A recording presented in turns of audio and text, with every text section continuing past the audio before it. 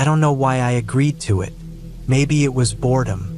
Maybe it was my way of trying to prove to myself that I wasn't the kind of person who got nervous being alone in the woods. Either way, when my coworker offered me his family's hunting cabin for the weekend, I accepted without much thought. "You'll love it," he said. "No cell service, no people. Just peace and quiet." That part sounded nice. I'd had a rough couple of months at work, and the idea of getting away, even just for a few days, felt like exactly what I needed. The cabin was deep in the woods, miles away from the nearest town. No electricity, just a wood stove and a propane lantern for light. I brought enough food for a couple of days, a good sleeping bag, and a rifle, mostly because it felt stupid not to, being alone in the woods like that. The drive up took longer than I expected. The last 20 miles were on an old logging road, full of potholes and washed out sections where I had to slow to a crawl. By the time I finally reached the cabin, the sun was already starting to dip below the trees. It was small but sturdy looking, made of old, weathered logs. A simple porch out front, a stone chimney, and a single window facing the clearing. There were no other structures in sight, just thick forest pressing in on all sides. The air smelled like pine and damp earth, and there wasn't a single sound except the occasional rustle of leaves in the breeze. I unlocked the door with the key my coworker gave me and stepped inside. It was exactly what I expected, bare bones but functional. A small cot against one wall, a wood stove in the corner, a rough-hewn table, and a few old chairs. A set of antlers hung over the door, dust-covered and yellow with age. A single shelf held a few cans of food and some basic cooking supplies. I set my gear down, checked to make sure there was enough firewood stacked outside, and lit the lantern. The tiny flame flickered for a second before settling into a steady glow. I stood there for a moment, listening. The silence was absolute. No cars in the distance, no voices, no hum of electricity. Just the woods and the slow creak of the cabin as it adjusted to the cooling night air. I made a quick dinner, just a can of chili heated up on the stove, then sat out on the porch for a while, watching the trees shift in the fading light. It was peaceful in a way. I could see why my coworker liked it up here. But as the last of the daylight faded and the woods turned pitch black, that feeling started to change.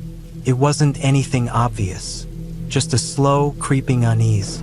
Maybe it was the way the trees seemed to swallow sound, or how the lantern's glow barely reached past the porch, leaving everything beyond it a shifting mass of shadows. Maybe it was just my own nerves, unused to being this alone. I shook it off and went inside, bolting the door behind me. I woke up sometime after midnight. At first, I wasn't sure why. The cabin was silent, the stove still putting off a faint warmth. Then I heard it, a rustling sound just outside the cabin. Slow, deliberate, not the wind, not an animal scurrying through the leaves. It was heavier than that. I sat up slowly, listening. The sound moved around the side of the cabin, near the window. I didn't want to look. Every instinct told me not to, but I forced myself to turn my head, just enough to see the glass. Nothing, just darkness. The sound moved again, past the porch this time. A soft creak followed, one of the wooden steps shifting under weight. I reached for my rifle. My heart was pounding, but I kept still, straining to hear. Then, just as suddenly as it started, the noise stopped. I waited. 5 minutes.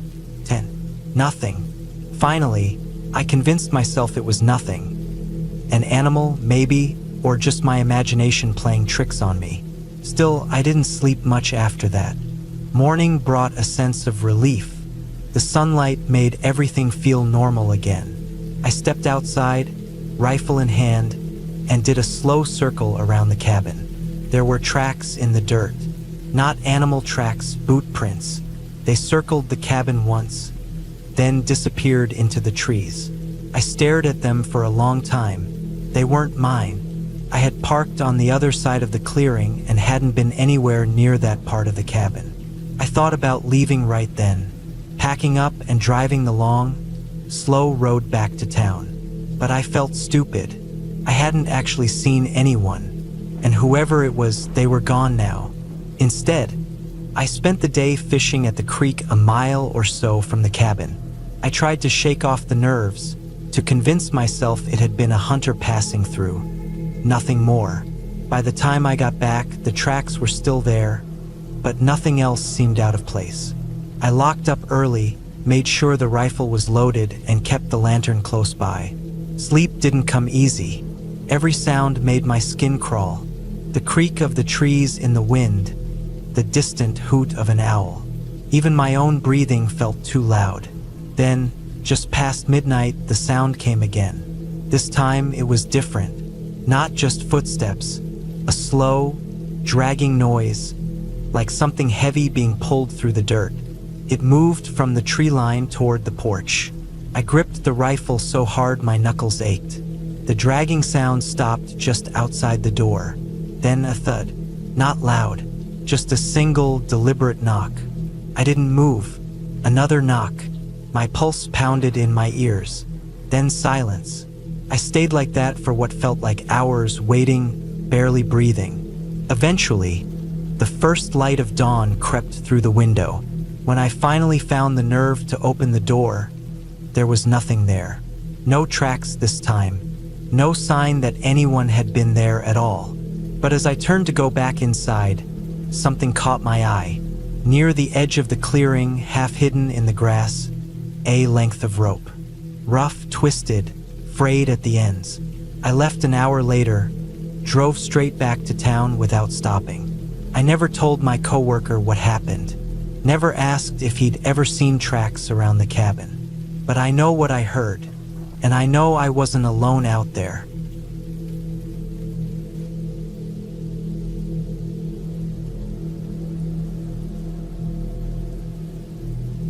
I was alone in a cabin deep in the woods, miles from the nearest town.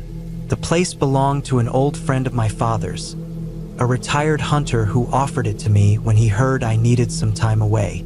He said it was quiet, peaceful, the perfect place to be alone with my thoughts. I didn't ask why he wasn't using it himself. Maybe he had grown tired of isolation. Maybe he had his own reasons for leaving it behind. The cabin sat on a stretch of land near a frozen lake, hidden in the dense forests of northern Minnesota. It was the dead of winter. The trees were heavy with snow, their branches bending under the weight, and the wind cut through the trees with a low, steady moan. The nearest road was more than 2 miles away, a narrow path barely visible under the snowfall. I had been there for 3 days. My plan was to stay a week, maybe longer if I could handle it. The first day had been uneventful. I spent most of it chopping wood, clearing snow from the porch, and checking the place for anything that might need fixing. The cabin was old but sturdy, built for hard winters. A single-room structure with a wood stove, a bunk in the corner, and a small kitchen area with enough supplies to last a while. By the second night, I started to notice things. Small things at first. The woods felt too quiet. I've been hunting before, spent time alone in forests, but this was different. There were no birds, no rustling of small animals in the underbrush, just the sound of the wind and my own footsteps crunching in the snow. It felt like the woods were watching me. That night, I heard something outside, a crunching sound, slow and deliberate. I was lying in my bunk, staring at the ceiling, when it stopped just outside the cabin. I held my breath. I told myself it was just the wind shifting the snow, maybe a deer wandering too close. But then I heard it again, a slow, dragging step, then another. I sat up, listening. My rifle was by the door, but I didn't move to get it. I didn't want to make a sound. The cabin had a single window, covered with old yellowed curtains. I was too afraid to look. Instead, I sat there in the dark, waiting. The sound moved around the cabin, slow, heavy steps crunching the snow. Then silence. I didn't sleep much that night. The next morning, I found tracks outside the cabin. They weren't like anything I had ever seen. Too long, too narrow, with deep imprints that suggested something heavier than a man had made them. They led from the trees to the porch, then circled the cabin before disappearing into the woods. I spent the day on edge. I kept my rifle close, checking the tree line every few minutes. The wind had picked up, carrying a bitter cold that burned my skin. I thought about leaving, walking back to my truck, driving into town, but something kept me there. Maybe pride, maybe stupidity. I told myself it was just an animal, a moose maybe, something big, something strange, but not something to be afraid of. That night, I locked the door, shoved a chair against it for good measure, and sat by the stove with my rifle across my lap. The fire cast flickering shadows across the cabin walls, and the wind howled outside. Then I heard it again, the slow, crunching steps in the snow. Closer this time. I gripped the rifle tighter. The steps stopped just outside the cabin, right by the door. Then, after a long silence, there was a sound that made my blood run cold. A scratching, long, slow, deliberate, claw against wood. I didn't move. I barely breathed. The scratching went on for what felt like hours, then stopped. Then something worse. A voice, not a real voice. It was wrong. It sounded human, but stretched, warped, like someone trying to remember how words were supposed to sound. Let me in. I gripped the rifle so tight my fingers ached. I didn't respond. The thing outside pressed against the door. The wood creaked. I could hear its breath, heavy, wheezing, just inches away. The smell hit me then, rotten, foul, like meat left in the sun too long. And then it laughed. Not a real laugh. It was broken, hollow, like a sound forced through a throat not meant to make it. Then the footsteps moved away, back into the trees. I didn't sleep.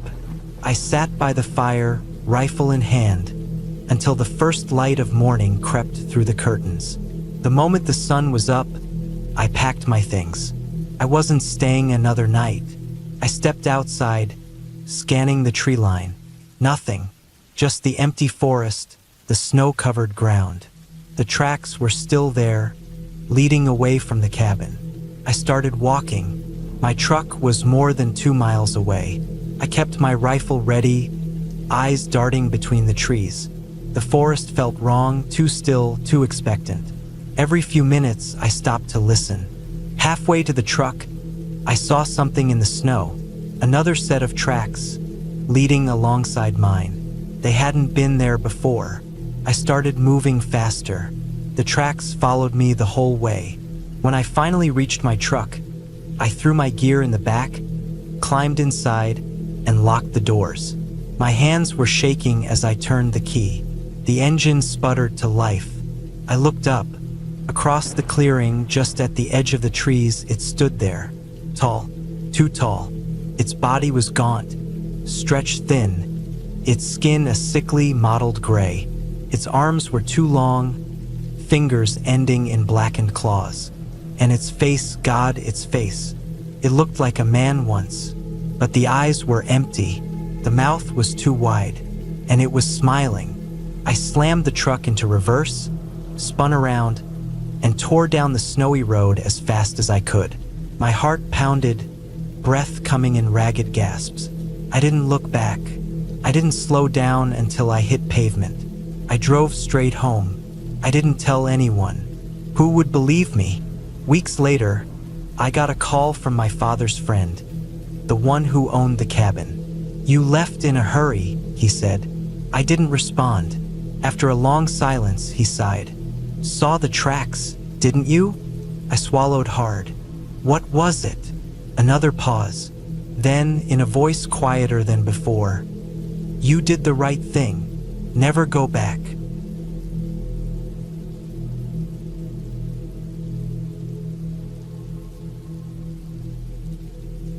I didn't want to be out here alone. That was my first thought as I pulled my truck to a stop in front of the small single-room cabin. It sat in a clearing, deep in the woods, far from anything resembling civilization. No cell service, no neighbors, no roads beyond the winding dirt path that had nearly shaken my truck apart on the way in. Just trees, thick and silent, pressing in on all sides. The cabin belonged to my uncle, but he hadn't used it in years. It was old, built decades ago when he still cared about hunting, but it had been left to the elements since he got too old to make the trip out. He told me the roof leaked in one spot, the wood stove worked if I could get it going, and the old well out back still had water. I didn't plan on staying long enough to need any of that. I just wanted one quiet weekend. Life had been wearing me down. Work, bills, the constant noise of the city. I needed silence, space, somewhere to clear my head. The cabin was supposed to be that place. But as I sat in my truck, staring at the small structure in the fading light, I already felt uneasy. Maybe it was the way the trees loomed over it, or how the windows reflected nothing but darkness, even with the sun still barely hanging over the horizon. Maybe it was just the idea of being this far from everything. Either way, I felt it, that small, creeping sense that something wasn't right. I turned off the truck and stepped out. The air was crisp, sharp with the scent of pine and damp earth. It had rained recently, and the ground was still soft under my boots. I grabbed my bag from the passenger seat and slung it over my shoulder, locking the truck out of habit, even though I doubted anyone would be out here to steal it. The wooden steps creaked as I walked up to the door. I pulled the key from my pocket, slid it into the rusted lock, and pushed the door open. Inside, the cabin was just as I expected, small, dark, and cold. The single room held a wood stove in one corner, a sagging cot against the wall, and a small table with a couple of chairs. Dust covered everything. The air smelled stale, like old wood and forgotten things. I tossed my bag onto the cot and turned back to the door to grab more supplies from the truck. That's when I saw it. An axe. It was sitting just outside the cabin, half buried in the dirt, a few feet from the porch steps. The blade was coated in something dark, dried, and flaking. It didn't take a genius to know what it was. Blood. I froze, my breath catching in my throat. For a long moment, I just stared at it. My mind tried to make sense of it, tried to come up with any explanation that didn't make my skin crawl. Maybe a hunter left it there. Maybe it had been used to dress a deer, though there were no animal remains, no signs of a kill site. Maybe someone had just forgotten it. But deep down, I knew better. The placement was wrong. It wasn't stuck in a chopping block or leaned against the cabin. It was placed in the dirt, just far enough from the steps to be noticeable, like someone wanted me to see it. I swallowed hard, my eyes darting around the clearing. The woods stood still, silent. No movement, no sound beyond my own breathing. I needed to go. I turned back toward my truck, reaching for the door handle, then stopped. The driver's side door was open. I knew I had locked it. I knew because I always locked it. The truck was old, the locks had to be pushed down manually, and I remembered doing it. And yet, the door was hanging open. I stepped back, my heart hammering against my ribs. I looked inside. Nothing seemed disturbed. My keys were still in my pocket. The truck wouldn't start without them. So how the hell had the door opened? I scanned the woods again, every shadow looking deeper, darker. I strained to hear anything. A twig snapping, footsteps, breathing. But there was nothing, just silence. I forced myself to take a breath, slow and deep. Maybe I had left it open. Maybe I had just been in too much of a hurry to notice. I didn't believe that, but I had to tell myself something. I shut the door, this time making sure it was locked, and turned back to the cabin. The axe was gone. My stomach dropped. I hadn't heard anything. No movement, no footsteps. And yet, the axe that had been sitting there so clearly was now just an empty patch of dirt. I took a step back, my pulse pounding in my ears. My brain was trying to fight against what I was seeing, trying to find a reasonable answer. But there wasn't one. Someone was out here, and they were watching me. I should have gotten in my truck. I should have started it up and driven down that dirt road as fast as I could. But I didn't, because my keys were still in my pocket. And to start the truck, I'd have to turn my back to the woods.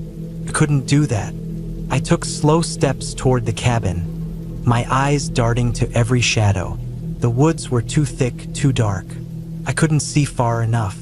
I reached the porch, stepping up quickly. The door was still open. I moved inside, shutting it behind me, throwing the lock. It wouldn't do much, it was just an old latch, easy enough to break. But it was something. I backed away from the door, glancing around the small space. There was only one window, and it was closed. The only other exit was the back door, leading to the well. I didn't feel safe. Minutes passed, maybe an hour. I stood there, heart pounding, ears straining for any sound outside. Then I heard it, a soft thunk against the door. I didn't move. Another thunk, a dull, deliberate sound. Something was being placed against the wood. I took a shaky step forward. My fingers reached for the handle, hesitated. I swallowed hard and yanked the door open. The axe was back. This time it was leaning against the doorframe. Someone had put it there, silently, without me hearing a single step. I stepped back, slamming the door shut again, my hands shaking. I wasn't alone, and whoever was out there didn't want to be seen. I had to leave. I grabbed my bag, slung it over my shoulder, and took a deep breath. The truck was my only way out. I didn't have a choice. I yanked the door open and ran. The woods felt closer now, the dark pressing in. My boots pounded against the dirt, my breath ragged in my chest. I reached the truck, fumbling for the handle, unlocking it with shaking hands. I climbed in, locked the doors, and shoved the key into the ignition. The engine sputtered, then roared to life. My headlights flooded the clearing, and for the first time I saw him, a man, standing at the edge of the trees, just standing there. He didn't move, didn't flinch at the headlights. He just watched. The axe was still by the door. His hands were empty. I didn't wait. I slammed the truck into reverse, spinning the tires as I backed up. The road was rough, twisting, barely wide enough. My tires skidded on the wet dirt as I turned onto it, speeding away from the cabin. I glanced in the mirror. He was still there, watching. I didn't stop driving until I reached the highway. I never went back, and my uncle never mentioned the cabin again.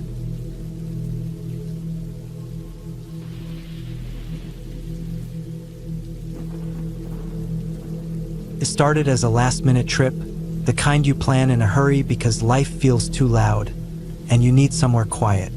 I had been exhausted, burnt out from work, from the city, from everything. A weekend alone in a cabin seemed like the perfect reset. No phone calls, no emails, just silence and fresh air. I found the cabin online. It was cheap, too cheap for the area, but I didn't think much of it. The listing was short, just a few photos, old wooden walls, a fireplace, a small porch with a single rocking chair. It looked simple, and that was all I wanted. The owner's name was Frank.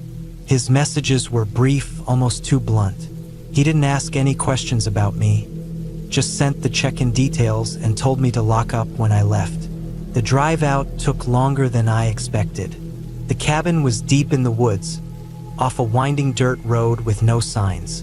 My GPS lost signal a few miles before I arrived, and for a moment, I thought I was lost. But then, through the trees, I spotted it, the cabin. Small, old, tucked away like it had been forgotten. I parked beside it, stepping out into the heavy silence of the woods. The trees were tall and thick, pressing in on all sides. No other houses, no people, just me and the cabin. The air smelled damp, like moss and old wood. The first thing I noticed was how worn the place looked. The porch sagged slightly, the wood dark from years of rain. The door was solid, but the handle felt loose when I turned it. Inside, the air was stale, like the place hadn't been opened in weeks. There was a single main room, a couch, a fireplace, a small kitchen against the far wall. A door led to the bedroom, and another to a tiny bathroom. Everything was old, but it was clean. No dust, no signs of rodents, just stillness. I set my bag down and checked my phone. No service. That was expected, but it still made my stomach tighten a little. I told myself it was fine. People used to go places without cell service all the time. I walked around, familiarizing myself with the place. The fridge was empty except for a half-full bottle of water. The cabinets had a few mismatched dishes, nothing else. The windows were small, letting in very little light. I stepped outside again, looking around the property. The forest was dense, the kind that felt endless. Behind the cabin, the land sloped down into a thick mess of trees. I didn't see any trails, no signs that people ever walked back there. To the left of the cabin, maybe 20 feet away, there was an old shed. The door was closed, a rusted lock hanging from it. Something about the shed made me uneasy. Maybe it was just the way it sat there, like it didn't belong. I turned away, shaking the feeling off. The first few hours passed quietly. I made a small fire in the fireplace and ate a sandwich I had packed. The stillness of the place started to settle in, and I finally felt like I could relax. But as the sun began to set, something changed. It was a small thing at first, a feeling, like I wasn't alone. I kept glancing at the windows, half expecting to see something outside. But there was nothing, just the trees standing still in the fading light. Then I heard it. Footsteps, not close but not far either.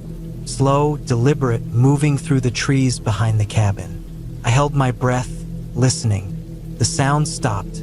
The silence stretched out, thick and heavy.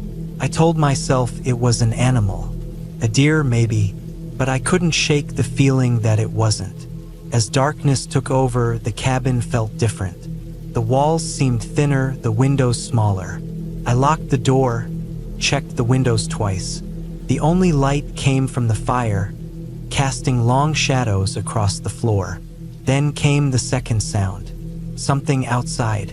Not footsteps this time, but something brushing against the cabin wall. A slow, dragging sound. I stood frozen, listening. Came from the back of the cabin, near the bedroom. Then it stopped. I wanted to look, but a deeper part of me told me not to. I sat still, waiting. Minutes passed, then an hour. Nothing. Eventually, I convinced myself I was being paranoid. The wind, maybe. The trees. I went to bed, but sleep didn't come easy. Every small sound had me snapping awake. The creak of the old wood, the occasional crackle from the fireplace. Sometime deep in the night, I woke up suddenly, heart pounding. Something had woken me. I lay still, listening. Then I heard it. The door handle. It rattled just once. Couldn't breathe. My mind raced. Could have been the wind. Could have been it rattled again. Harder this time. I sat up slowly, moving as quietly as I could. The bedroom door was cracked open just enough for me to see the front door. The handle twisted, the lock holding. Someone was out there. I didn't move. I barely breathed. The handle rattled again, harder, like whoever was outside was testing it. Then finally it stopped. The silence stretched out again, longer this time.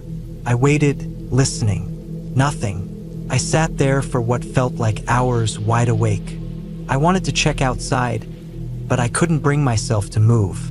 Eventually, exhaustion took over, and at some point, I must have fallen asleep. Morning came slow and gray. The fire had burned out, leaving the cabin cold. I sat up, every muscle tense. Then I noticed something. The front door. The lock was unlatched. I knew I had locked it. I was sure of it. I stood up slowly, my hands ice cold. I stepped toward the door, heart hammering. The handle was smeared with something. Mud, maybe, or something else. I didn't check. I just grabbed my bag and left. I didn't look back. Not at the cabin, not at the shed. I got in my car and drove, tires kicking up dirt as I sped down the winding road. As soon as I got service, I checked the listing again. It was gone. The cabin wasn't there anymore. No sign of it ever being listed. I searched for Frank's name. Nothing. No records, no other properties. It was like he didn't exist. I don't know what happened that night. I don't know who was out there, or why the lock was undone in the morning. But I know one thing. I wasn't alone in that cabin.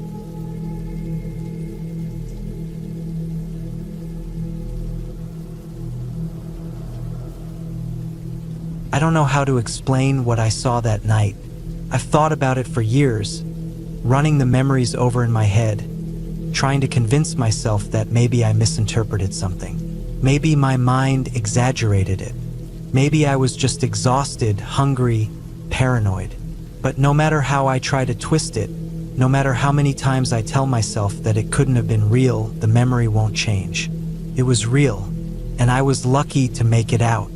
I was staying in a small, isolated cabin deep in the woods of Michigan's Upper Peninsula. It belonged to a distant relative, some great uncle I'd only met a handful of times as a kid. He had passed a few years back, and the cabin had just been sitting there and used, forgotten. When I found myself needing a break from city life, I asked my dad about it. He got me the key. The cabin was as simple as it got. One bedroom, a small kitchen, and a wood stove in the main room. No electricity, no running water, just an old hand pump well out back. The kind of place that felt untouched by time. The kind of place where, if you sat still long enough, you could almost believe the rest of the world didn't exist. It sat in a clearing about 30 yards from a thick treeline. The land sloped gently downward from the back of the cabin, leading into dense forest. Miles of it. No neighbors. No cell service. Just trees stretching endlessly in every direction. I had planned to stay for a full week.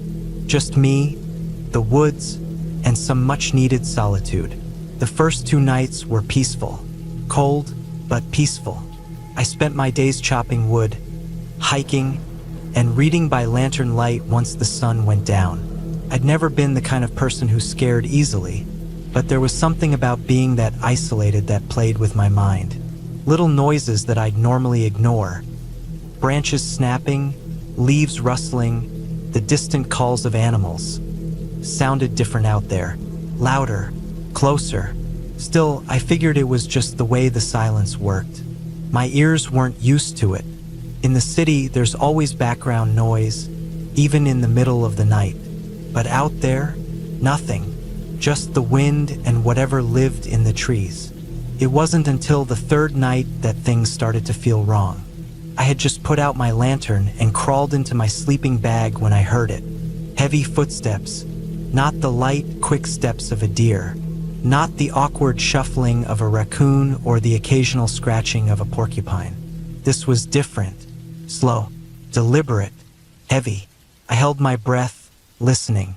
The sound came from the trees behind the cabin, moving through the brush. The footsteps would start, pause for a few seconds, then continue. Almost like whoever or whatever was out there was stopping to listen. At first, I thought it might be a bear. Black bears were common enough in the area, and I'd seen signs of them on my hikes, but I'd grown up around bears. I knew the way they moved. This was not a bear. Bears are clumsy in the underbrush. This thing wasn't. I reached for my flashlight and clicked it on, aiming it through the window. The glass was old and dirty, but I could see well enough. Just trees shifting in the wind. The footsteps had stopped the moment I turned the light on. I waited, listening. My heart pounded hard in my chest. After what felt like forever, I convinced myself it was probably just an animal passing through. Maybe even an echo of my own movements inside the cabin. I turned the flashlight off and lay back down, but I didn't sleep. The next morning, I stepped outside to check around the cabin. The first thing I noticed was the silence. No birds. No wind, just dead, suffocating stillness. I walked around to the back of the cabin, toward the trees. That's when I saw them. Scratches. Long, deep gouges in the wood. 3 of them, running diagonally across the back wall of the cabin, each about a foot long. Too deep to be from a raccoon or a bobcat. Too wide to be from a bear. I ran my fingers along the grooves, feeling the raw, splintered wood beneath my fingertips. My stomach tightened. I looked down at the ground. The dirt near the tree-line had been disturbed, kicked up like something had been pacing. And there, pressed into the soft soil, were prints. They looked wrong, like a wolf's but bigger, too big, and the shape off somehow. The toes were too long, too spread out. I couldn't tell if my mind was playing tricks on me, but it almost looked like there were claw marks at the tips. Something had been here last night, standing just beyond the trees, watching. That night I didn't sleep. I stayed up, sitting by the window with my flashlight in one hand and my hatchet in the other. I kept telling myself I was overreacting, that it was just an animal, that I'd seen weird prints before and they'd always had some explanation. But deep down, I knew better. Around midnight, the footsteps came back. Slow, heavy, moving along the tree line. But this time, they didn't stop. They circled the cabin. I gripped the hatchet so tight my hand ached. I didn't dare move. I just sat there, breathing as quietly as I could, listening. The steps were so close I could feel them, the weight of them, like something massive was just outside. Then a sound, low, deep, a growl, not quite animal, not quite human. It vibrated through the walls, so low I could feel it in my chest. I stayed frozen, my eyes locked on the window. I wanted to look outside, but some deep, primal part of me knew that if I did, if I saw whatever was out there, I might not survive the night. I don't know how long I sat there, maybe an hour, maybe more. Eventually, the sounds stopped. The footsteps faded. The forest was silent again. But I didn't sleep. I didn't move until the first light of dawn crept through the trees. I packed my things the second the sun was up. I wasn't going to wait around to see what would happen the next night. As I loaded my bag into my truck, I felt eyes on me, that same oppressive feeling of being watched. I turned, scanning the trees, and then I saw it, just for a second, a figure half hidden between the trees. Tall, too tall, covered in dark, matted fur. His head, wrong star. Canine but stretched, like a wolf standing on 2 legs. It didn't move, didn't lunge, just stood there watching. I didn't stay to get a better look. I jumped into the truck, turned the key, and tore out of there so fast I nearly ran off the road. I didn't stop driving until I hit the highway. I never went back. A few weeks later, I told my dad what happened. He just nodded, like he wasn't surprised. Like he knew. Probably just a bear, he said, but he wouldn't look me in the eye. I don't know what I saw that night. I don't want to know, but I do know one thing, that cabin can rot. I'm never setting foot in those woods again.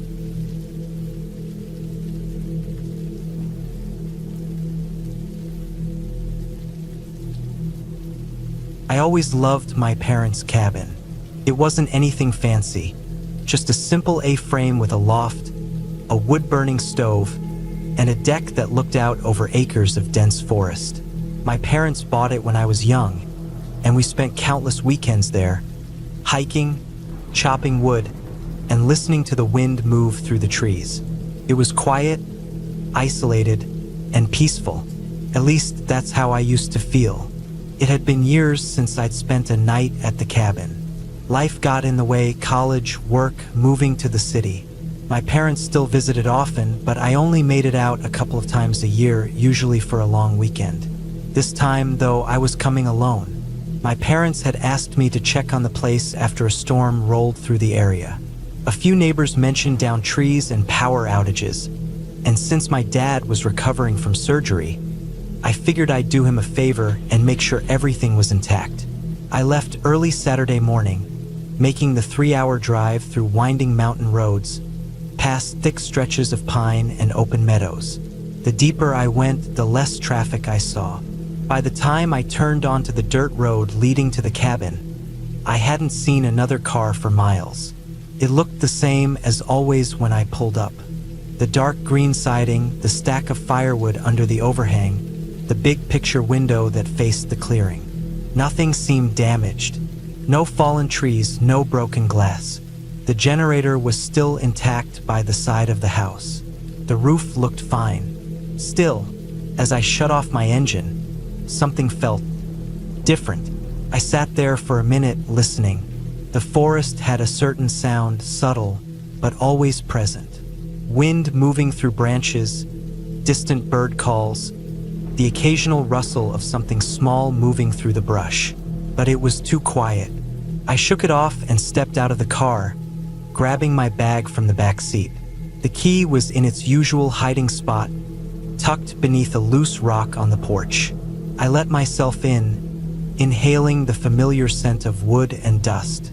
The cabin was cool inside, the air stale from being locked up. Sunlight filtered through the trees, casting shifting patterns on the hardwood floor. I checked the main room, the loft, the kitchen. Everything looked fine. No leaks, no signs of animals getting inside, just dust and silence. I turned on the power and the lights flickered to life. The water ran fine too. After a quick sweep of the place, I felt stupid for being on edge. The storm must not have been that bad. Still, I couldn't shake the feeling that something wasn't right. As the day wore on, the feeling didn't go away.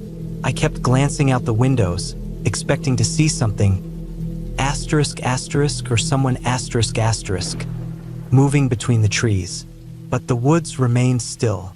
I told myself I was just out of practice being alone in the wilderness. City life dulls certain instincts. Maybe I just wasn't used to the isolation anymore. As night fell, I built a fire in the stove. The flickering glow made the cabin feel warmer, more familiar. I cooked a simple dinner, read a few pages from an old book I found on the shelf, then decided to turn in early. The loft had always been my favorite part of the cabin. The bed was built into the wall, surrounded by thick wooden beams, and there was a small window that overlooked the treetops. I crawled under the covers and let the fire's crackling lull me to sleep. At some point in the night, I woke up cold. The fire had burned low, but that wasn't what bothered me. It was the air, the sharp, crisp smell of the forest, like I had left a window open. I sat up, listening. The cabin was dark, except for the faint glow of embers in the stove below. The air felt wrong, like the outside had seeped inside. I climbed down the ladder and checked the windows and doors. All locked. No sign of anything disturbed. The smell faded as I moved around, but as soon as I got back into bed, it crept in again. I told myself I was imagining it. The next morning, I felt stupid for how uneasy I'd been. The cabin was fine. The woods were fine. I was just out of my element. Determined to shake it off, I spent the day doing small maintenance tasks. Clearing out the gutters, sweeping the deck, checking the generator. The work helped. By the time the sun dipped low, I felt more relaxed. That was until I found the footprints. I was stacking some fallen branches near the edge of the clearing when I noticed them. ***, a set of tracks leading from the tree line to the side of the cabin ***. At first, I thought they were mine, but as I looked closer, I realized they weren't. They were barefoot, and they weren't fresh. The edges had softened, like they'd been there since the night before. I felt my stomach tighten. There was no reason for someone to be out here barefoot. The nearest neighbors were miles away. Even if someone had wandered through, why would they come so close to the cabin? I followed the prints to the porch steps, asterisk asterisk where they stopped asterisk asterisk. I checked every window, every door. Nothing was disturbed, but as I stood there, staring out at the darkening tree line, I felt it again. That horrible, unshakable feeling. I was being watched. I didn't sleep. I kept the fire burning, sat at the table with a flashlight, and listened. Every sound made my pulse spike. The creak of the wood, the wind against the roof. I told myself the tracks had been old, maybe from some hiker passing through days ago. But that didn't explain the smell, the feeling. At some point, exhaustion won. I must have dozed off because the next thing I remember was a noise. Something soft, deliberate, a brush against the porch. My blood went cold. I sat frozen, barely breathing, straining to hear over the pounding in my chest. Then the doorknob moved, not violently, not like someone trying to break in, just a slow testing turn. I grabbed my flashlight, heart slamming against my ribs, and shined it toward the door. Nothing, no movement. No retreating footsteps. I waited, gripping the flashlight so hard my hands ached. The seconds dragged. The fire crackled. The knob stayed still. I didn't sleep again after that. The first light, I packed my things. I didn't run, but I didn't waste time either. I locked up, got in my car, and started driving before I even buckled my seatbelt. As I turned onto the dirt road, I glanced in the rearview mirror. There, just at the tree line, something moved. Not an animal, not a shadow. Something tall, standing, watching. I didn't stop. I didn't slow down. I just drove, heart hammering, skin crawling. I never told my parents what happened, just that everything looked fine. I haven't been back to the cabin since.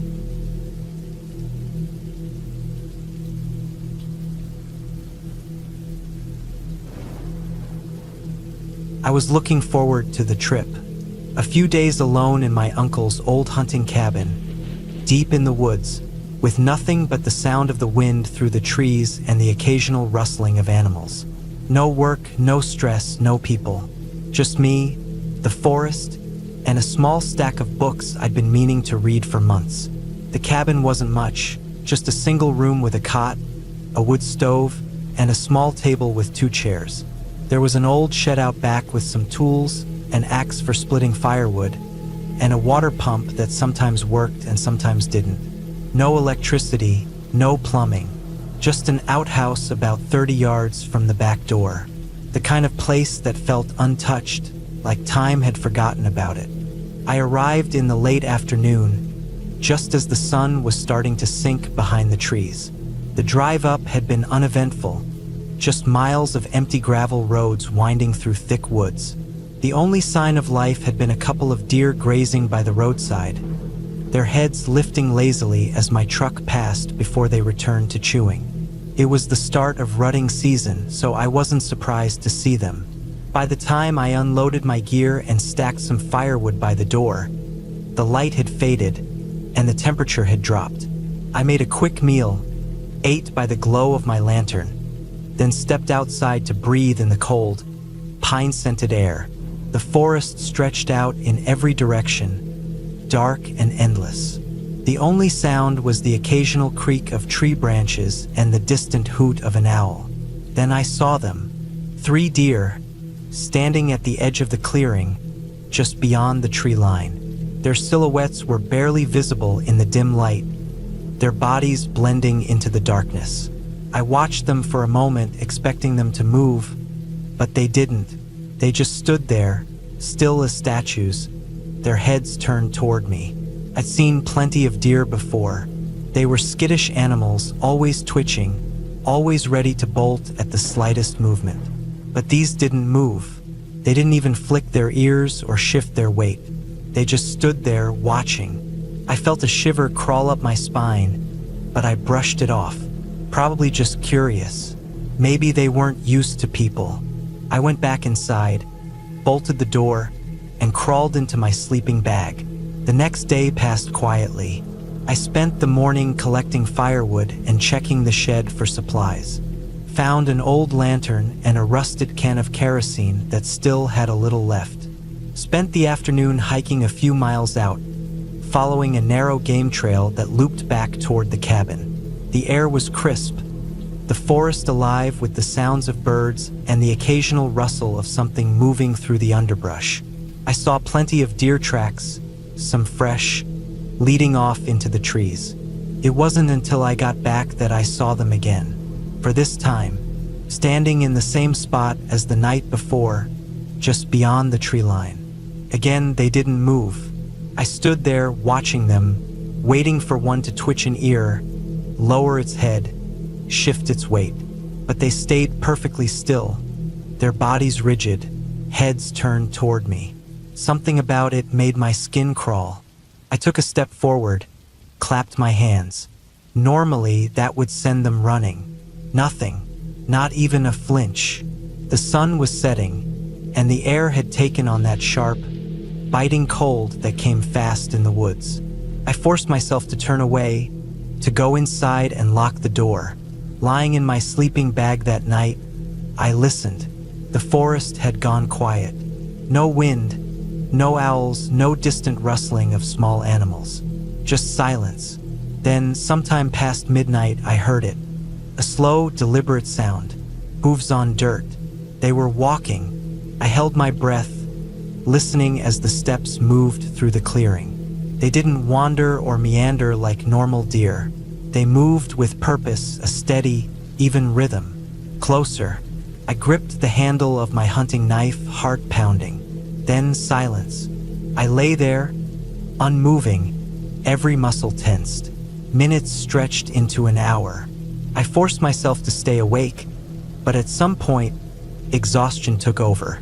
By morning, they were gone. I stepped outside, scanning the tree line. Nothing, just the quiet of the forest, the soft crunch of frost beneath my boots.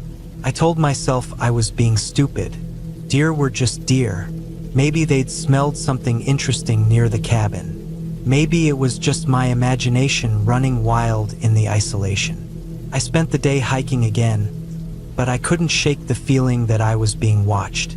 Every so often, I'd stop and turn, scanning the trees, but there was never anything there. That night, they came back, 6 this time, standing in the exact same spot.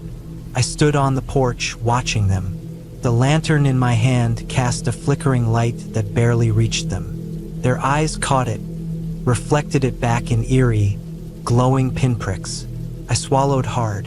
Then one moved. Not a natural movement. Not the slow, cautious step of an animal unsure of danger. It was sudden. A single, unnatural jerk forward, like a puppet on a string. Then stillness. The others followed. Quick, jarring movements, closing the distance inch by inch.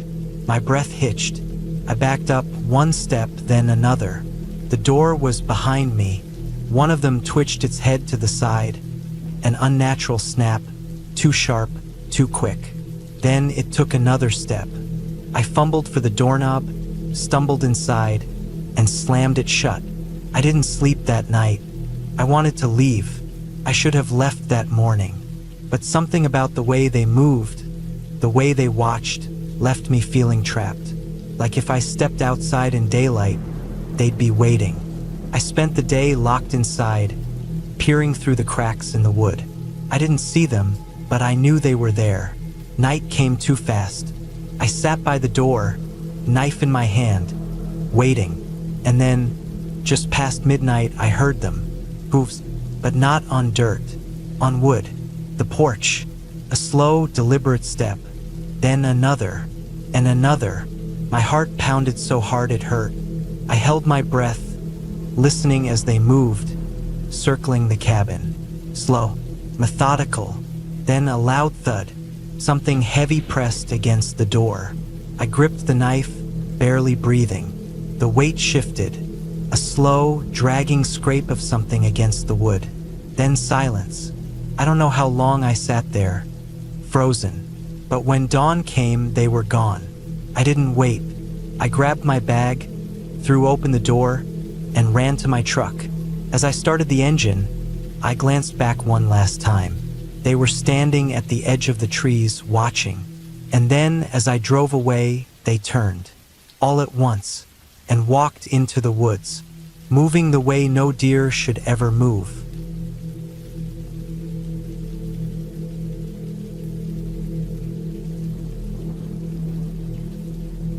I had been looking forward to this trip for months. A full week alone in a remote cabin deep in the mountains, surrounded by nothing but trees, cold air, and silence. No phone service, no distractions. Just me, my rifle, and the wilderness. I wanted the isolation, the quiet. I needed it. Life had been wearing me down, and I figured a week off the grid would be good for me. The cabin wasn't anything fancy. It had been built decades ago, probably by some hunter or a park ranger. A single-room structure with a wood stove, a small kitchen, and a bunk bed shoved into the corner. No running water, no electricity, just the basics. The place had a certain charm to it, though, sitting at the edge of a clearing with thick pines pressing in from all sides. I arrived in the late afternoon, just as the sun was starting to dip behind the peaks. The air was crisp, and the scent of pine and damp earth filled my lungs. I parked my truck about half a mile away where the dirt road ended and hiked the rest of the way in, carrying my pack and a few supplies. I planned to live off canned food, jerky, and whatever fish I could catch from the nearby stream. I had my rifle in case I wanted to hunt, though I wasn't in the mood for that. By the time I got everything set up inside, the sun had vanished, leaving only a dull orange glow on the horizon. I stepped outside, breathing in the cold air, listening to the sounds of the forest. The wind whispered through the trees, rustling the dry leaves. Somewhere in the distance, an owl hooted. The kind of silence you only find deep in the mountains settled over everything. I had always loved that silence, but by the second night I started to feel something else in it. That evening, I went out to collect some firewood before the temperature dropped too low. The sun had just gone down, and a pale half-moon hung in the sky, casting long shadows through the trees. As I gathered an armful of dry branches, I heard something, a sound that didn't fit with the usual nighttime noises. It was soft at first, almost like a whisper, a low, deliberate rustling in the underbrush, maybe 20 yards away. I froze, listening. The sound stopped. I scanned the tree line but saw nothing. Could have been a deer or a raccoon. I shook it off and turned back toward the cabin. Then I heard it again. A slow, careful movement through the brush, too heavy to be a raccoon, too controlled to be a deer. Felt different, like something was watching me. I felt the hairs on my arms rise. I walked back to the cabin, not running, but moving quickly. When I reached the porch, I turned around and stared into the woods. The shadows shifted in the moonlight, but I saw nothing, just dark trees and the wind pushing through them. I went inside and bolted the door. That night, I barely slept. The next morning, I stepped outside and checked the perimeter. It had been cold overnight, and the dirt around the cabin was damp enough to hold tracks. That's when I saw them. Large, rounded paw prints circling the clearing. Not a bear, a cat, and a big one. I crouched down, examining the tracks. The edges were sharp, meaning they were fresh, probably made just a few hours ago. My stomach tightened. A mountain lion. I had heard stories about them before. Big cats that stalk silently, waiting for the perfect moment to strike. People rarely see them before it's too late. They kill with precision, aiming for the neck. Unlike bears, which usually bluff charge or swat, a mountain lion doesn't waste energy. When it attacks, it's all in. I stood up, scanning the tree line. The forest felt different now, heavier, like it was holding something back. I had my rifle, but that didn't make me feel any safer. If a lion wanted me, it would come when I least expected it. I told myself not to panic. I had read enough about mountain lions to know that they usually avoid people. If it was circling the cabin, maybe it was just passing through. Maybe it was curious. I decided to stay alert, keep my rifle close, and not wander too far from the cabin. But that was before the sun went down. That night, I built a fire outside, trying to push back the darkness. I cooked a can of beans and ate while watching the woods. The fire crackled, sending sparks up into the cold night air. I kept my rifle across my lap. I didn't hear it approach. One moment, the woods were empty. The next, it was there. A shape, barely visible in the flickering firelight, crouched at the edge of the clearing. My blood ran cold. It was massive, low to the ground, muscles tensed, tail flicking. Its eyes caught the firelight, glowing like twin embers. I didn't move, didn't even breathe. The lion stared at me, completely still, watching, waiting.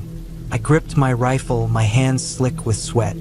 If I moved too fast, if I made the wrong decision, it would be on me in seconds.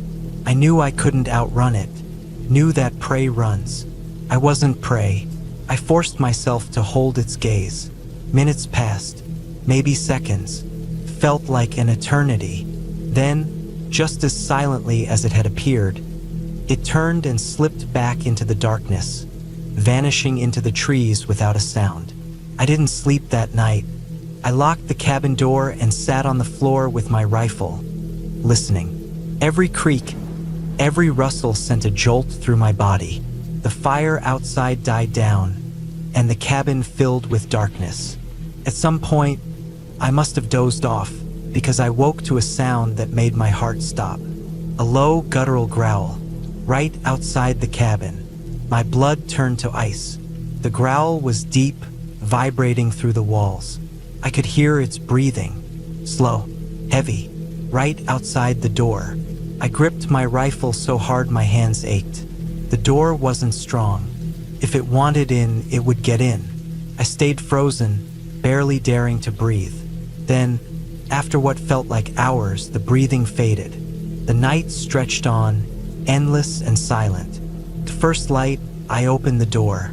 The ground outside was covered in fresh tracks, circling the cabin. It had been out there all night, watching, waiting. I packed up and left that morning. I walked fast, my rifle ready, checking my surroundings every few seconds. Every shadow looked like movement.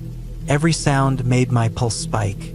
I felt its presence the whole way back to my truck, even though I never saw it again. When I finally reached my truck, I threw my gear in, climbed inside, and slammed the door. I sat there for a long time, gripping the steering wheel, breathing hard. I had always known mountain lions were out there, but knowing something exists and feeling it hunt you are two different things. I started the engine and drove away, watching the tree line in my mirrors. The cabin is still out there, waiting for the next visitor. But I won't be going back.